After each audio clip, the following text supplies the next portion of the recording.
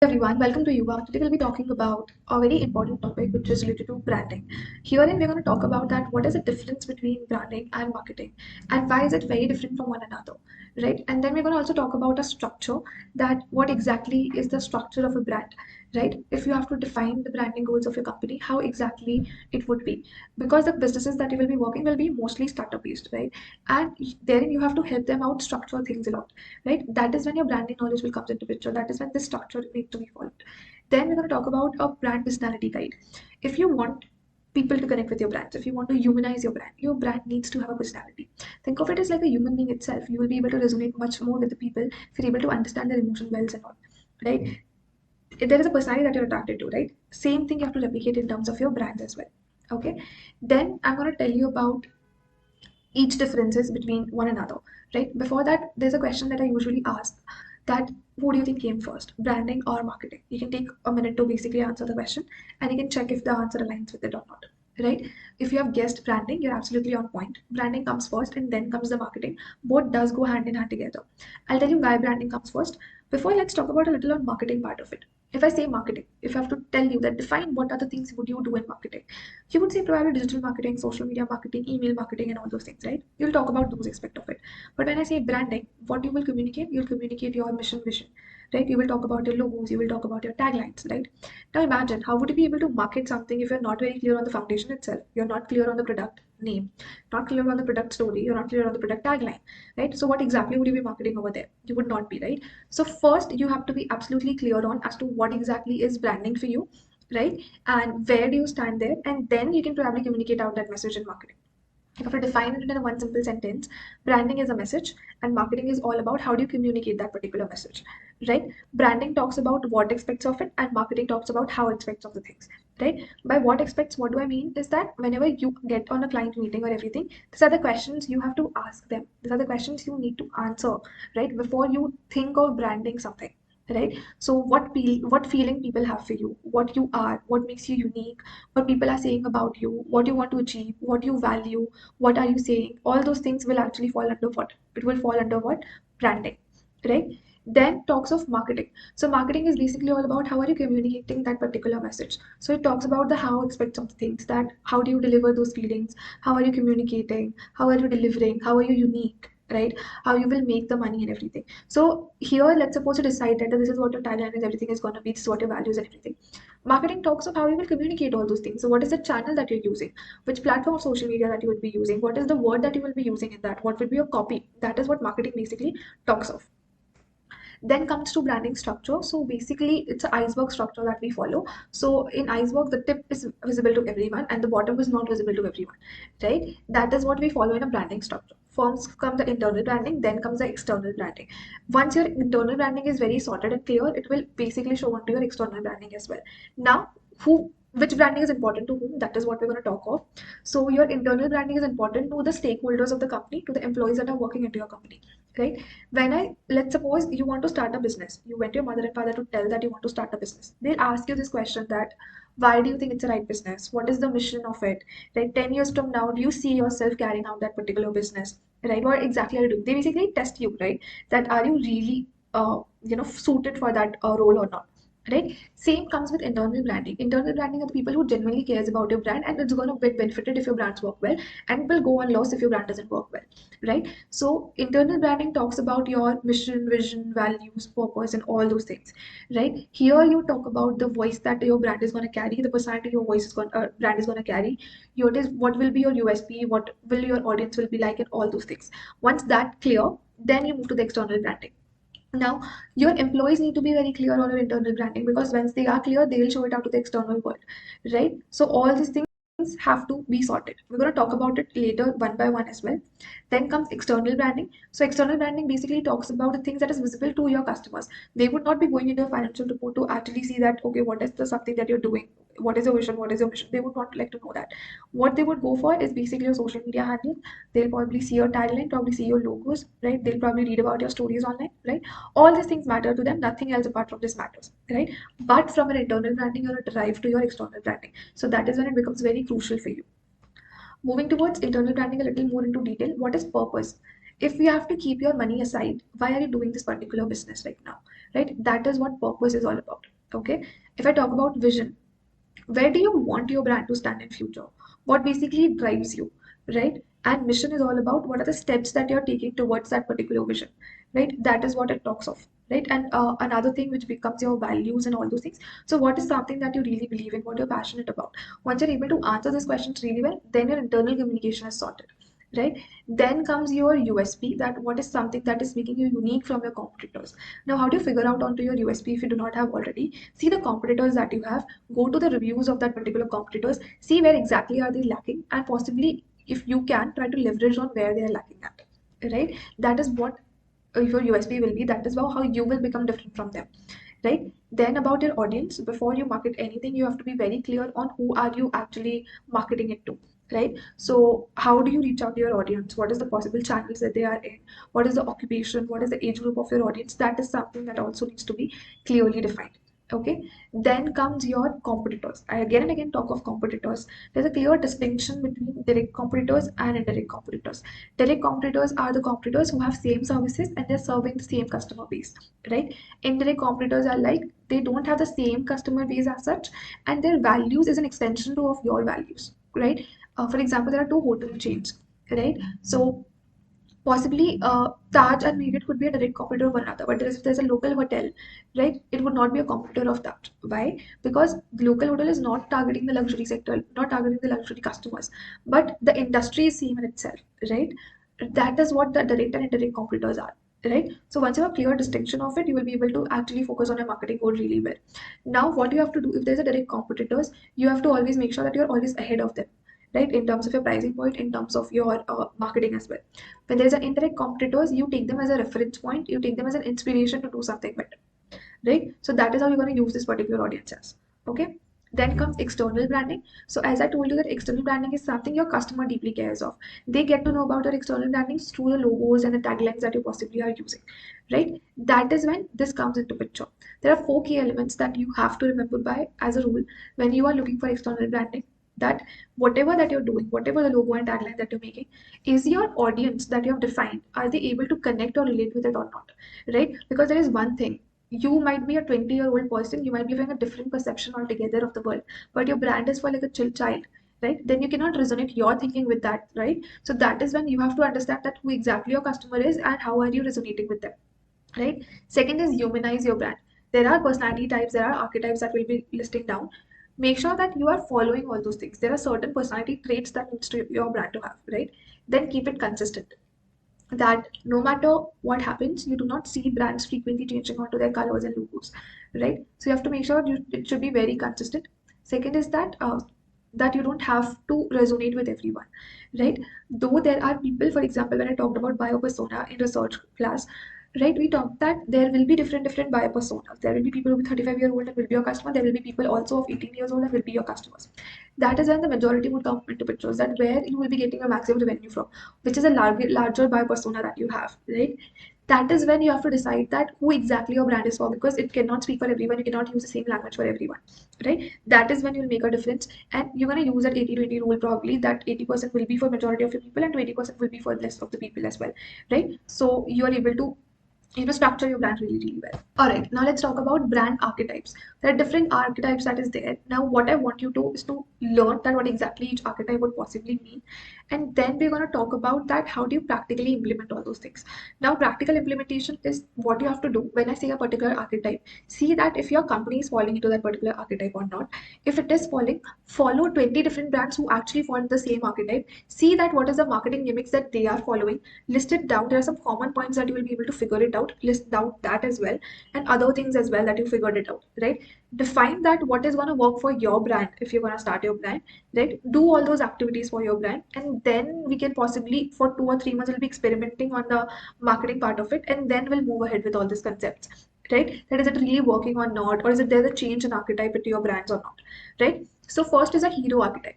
When I say the word hero, what would possibly comes into your mind? Bravery, someone who can possibly cross all the obstacles and all those things, right? So which is the brand that basically comes into your mind, which actually make a person feel like a hero, or make their customer feel like a hero, or they talk in terms of that, That is when Nike falls into play. So if you have seen their slogan as well, it's just do it. If you see their social media, it's filled with real athletes who have achieved something in their life. See their ambassadors as well, it's aligning with those things only, right? So that is when the hero archetype comes into play, right? So you might, like, similarly to Nike, there will be different other companies also who might be using the same thing. Now for Nike is that they are using real people to represent hero and everything, right? Some other brands could be just be using fictional characters as well, right? Some might be using some newspaper articles, some might be using just some storytelling techniques to make their customer feel like hero, or some might be using normal people as heroes, right? Could be anything, but what you have to do is get an idea as to what different companies are doing when they're falling under this archetype. Okay. The next is an explorer archetype. When I say the word explorer, what comes to your mind? Somebody who's exploring, somebody who's seeking new adventure, somebody who's on a path of self-discovery, somebody who's very curious, somebody who's possibly very adventurous, right? If you are a company, let's suppose GoPro, right? It's basically a camera company. If you see their advertisement as well, if you see their ads also, it basically captures the whole beauty and the nature, right? And it resonates that they're seeking something, right? Similarly for other brands as well, if you see any sports brands, any travel and all those things, they will fall under the explorer archetype. Okay. Then let's move towards the sage archetype. Now, by the word sage, what comes to your mind? Probably like knowledge and wisdom, enlightenment, right? So that is when the sage archetype will come into play. That what exactly would be here, right? Let's suppose your Discovery Channel, your National Geographic Channel, they gives you a lot of information, right? They give you a lot of knowledge, right? That is when the sage archetype comes into play. Okay, then comes the lover archetype. So the lover archetype, it basically talks about your femininity. It talks about intimacy. It talks about romantic things and all those things. So any sort of brands which are going on to that tangent, right? It could be related to both the genders as well. It could be related to one gender only, right? It could be anything. That is when it falls under that particular archetype. Right, so your example of it would be Victoria's Secret, it could be Zara, it could be H&M, and all those things, right? So that is a lover archetype. Then comes gesture. So gesture archetype is basically all about entertainment, humorous, and all those things. This work really for brands which are very poppy in nature, which is using humor, which is using wit, right? It's basically for the brands which is also majority of it for children's, right? So if you see brands like McDonald's Happy Meal, if you've heard of, it is filled with gesture archetypes when they're doing their advertisement. M&M is also a gesture archetype. So you see that they use those poppy colors, they use this kind of elements that actually pops up, right? Then comes the creator archetype. Creator archetype is basically you're creating something, you're building onto something, right? So that is when your Lego comes into picture, right? Even IKEA for that matter would come under creator archetype because you're creating something, right? So that is what. Then comes the caregiver archetype. By the word itself, if I say caregiver, if I say the word nurturing and everything, what will pop into your head would be your mother, right? So if you are a brand whose target audience are mother, then you will fall under what archetype? You will fall under the caregiver archetype. So Johnson and Johnson is something that represents it very beautifully, right? They basically talk of all those things, the the nurture, the healthcare, and everything. Even the audience is kids, but kids are not somebody who is making that buying decision, right? There's mother that is coming into play, which is making that buying decision, right? So Johnson and Johnson will actually try to create some kind of advertisement that is going to relate much more with the mothers, because at the end of the day they are the decision taker, right? In gesture archetypes, kids are the decision taker. They are going to nag their parents to actually get something, right? So that is when gesture archetype is targeting the kids, and that is why the elements were in such a manner. Okay, then comes the rebellious archetype. So all sort of your sports car, your energy drinks would fall under what? Rebellious archetype.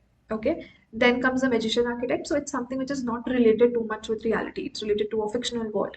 So Disney would possibly pop up into your head when I think of like magician. Magica will fall into your mind and everything, right? So even amusement parks, like all those companies and everything, they can actually follow the magician archetype. Moving towards brand personality, right? So you would learn about the archetypes. Now there are different personality a brand could possibly carry, right? There are five personalities. First one is sophistication. So if you are targeting a customer which is very on the luxurious and premium segment, that is when sophisticated brand comes into picture, right? So you have to make sure that your advertisements are not tacky, then it's very elegant in nature itself, right? Then comes ruggedness. So ruggedness is all about outdoorsiness, resilient, and all those things. Adventure. So any sort of travel company, any sort of sports company, the example could be Decathlon as well, right? So that would fall under ruggedness. Then comes sincerity. Any brand which is very genuine, transparent with their customers and everyone will fall under sincerity. So Dove is possibly the best example of it, because with their campaigns also they try to connect with people on much more emotional level. And how do they connect with people on much more emotional level is by being transparent with their customer, right? Then come excitement. Excitement, so which basically talks of what it basically talks of your sports things. It basically talks about your energy drinks and all those things. Red Bull and all will fall under excitements. You don't have to be very stringent about that. Okay, my company will fall under this one archetype itself. Could be possible that your company would fall under two different archetypes, and it could be a combination of two different archetypes as well. All right. Then comes competence, which basically represents your professionalism. It represents your efficiency, right? So competence would basically fall under this category. Okay. So here you can take example of bank, you can take of security company, you can take of any company is providing a professional services. That is when it's going to fall under the competence personality. Okay, now let's talk about a very different topic which is related to brand, right? So you talked of brand personality, we talked of brand archetypes, we talked about the structure of it, but you need a story to hold it all together, right? That is when brand story comes into play. Now every story needs to have a hero, right? Now you have to create that hero, or either it's already there, right? If it's not there, I'll tell you that who could possibly become your hero. It could be the founder of your company who could become a hero, might have done something great, right? So they, you can use their story. It could be the company itself, it could be the employees, or it could be the customer, right? Which is the person that you are highlighting, that is who your hero is going to be, right? Now if I give you an example, if I talk of Sugar Cosmetics, Vanessa Singh pops into your mind, right? If I ask you to tell me few things of her, you will possibly say that she went to Shark Tank, she had this particular business, she went to IIT, she went to IIM. Why? The story is very consistent. Everybody knows of the same story itself, right? Because that is how it has been promoted. So the hero for Sugar is basically the founder of the company, right? Now there's a particular step. Now there is no thumb rule to follow this particular brand story rule, right? But there is a certain steps that you can possibly follow if you are completely out of idea as to how to communicate your story, right? So first is problem. Either you help the customer figure out the problem, or the customers are very aware about their problems. If the customer are not aware about the problem, then you come into play to actually help them figure out that this is what your problem is and this is where I can help you out, right? Now call to action is basically you helping them out, that they finally met you, and possibly it could be something like they know the problem. Now they also know that what is the right course of action that needs to be done. I'm going to tell you everything with an example, but let me just tell you the structure. So what is the possible thing that could be done? Problem is I'm scoring a less marks. Call to action is I should start studying, I should go for tutoring or everything, right? The third is they're going to meet your brand. Now they figured out the problem, they know what to do now possibly, right? Then they need your brand, right? So if I said that okay, I have to study sincerely, right? Some tools that could possibly help me study sincerely, if I go on the route of, you know, I need a tutor, so for possible coaching classes, right? So that is when I'm going to meet those people. Now the real challenge will come with that, that once you meet all those people, you will not be able to trust every brand, right? That is when the challenge is going to come into your mind, right? So now you have to, as a company, you have to address those challenges. So change in new life, whenever somebody comes up with a particular challenge, you have to make sure you're addressing the challenge well. You're making the person envision that if they take this route of yours, this is what your life is going to be. You have to make them visualize about something. Okay, so this is an example that I will be taking. So our hero is a customer who is Mark, and he realized that if he wants to spend his life very comfortably, he cannot do it, you know, job lifelong. He has to get into business. The problem is he doesn't have a formal education related to business, right? Call to action is that he was looking for solutions of it. That if I do not have a degree, what is the way forward? He came across your particular company, and you're providing courses which is helping other people actually start their business, right? And what is the challenge he's facing? He figured that he believes in traditional method of education, but when he went to the online course of yours, he find that it's much more cheaper. But with cheap, it comes with a price. He's thinking that it could be a trade-off between quality, right? If it's costing less, probably they would not be solving my doubts and everything, right? And what if it doesn't work out really well, right? So that is what is coming into picture. Now, what is happening here? Market is a bit hesitant. Now, what a company should do should actually say that, okay, you will be getting a 30 days money back guarantee so that you're assured as to what is happening here, right? Secondly, what is going to happen that will actually make sure that your doubts are addressed 24/7, right? So if you have any queries, you can reach out to this particular forum.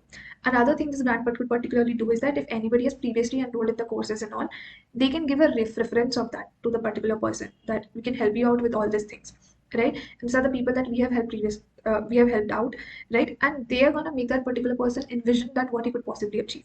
Okay, Now, moving forward with brand colors. So, every color represents something, and that is what actually gonna bind it all together, right? So, decide on the copy, you decide on the taglines, decide on the story and everything. Now, you need colors because you need visuals for people to relate it to, right? So, this is when the psychology of colors it comes into play. If you are a brand which talks about, freshness and talk about overwhelmness, warmth, and all those things, orange and yellow is a combination that you should go for. If you're somebody who's into very femininity kind of products and all those things, that is when you will fall under the red and the pink category of the colors palette, right? Or suppose if a danger sign is represented by red color, so any sort of strength, any sort of alarmingness that you want to represent, that would also be represented by the red color. If you're targeting much more of a premium segment, you're going into luxury, then purple is the color for you. If you are talking about professionalism, if you're talking about stability and all those things, then blue is the color for you. If you talk about sustainability and growth, then what is the color for you? It's the color green for you. If you talk about renewable energy and all those things, cleanliness and all those things, cyan is the color for you. Right? So every color represents something. For your business to figure it out, once you answer those branding questions really well, the marketing questions really well, you will be able to understand that what are some keywords that your brand is resonating with, and accordingly you can possibly define your color palette. Okay, so here I have given you a whole gist of at what color represent what thing. So purple represents royalty and luxury over here, orange for enthusiasm, black is for formalness and mystery, white is for simplicity, right? Red is for passion and energy, blue is for calmness, yellow for optimism, green is for growth and harmony, right? So all these things actually going to help you out with. I'm going to send you the PDF of it so you can know that what color represents what thing, right? And you will be able to figure it out much more in detail as to what is the color that you could possibly use for your brand. All right, with this, we come to the end of this video. I'm going to see you in the next class.